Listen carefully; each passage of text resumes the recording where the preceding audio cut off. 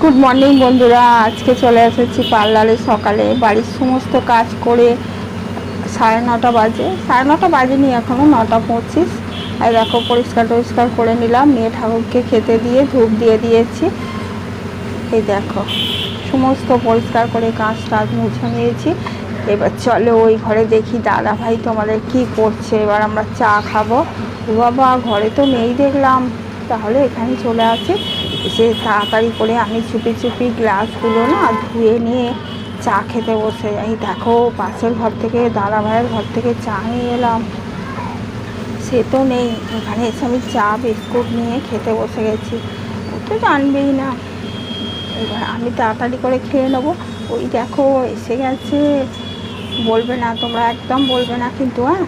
আর এই দেখো ফ্লাক্সে চা ফা গ্লাস ফ্লাস ধুয়ে রেডি করে রেখে দিয়েছি। টাটা।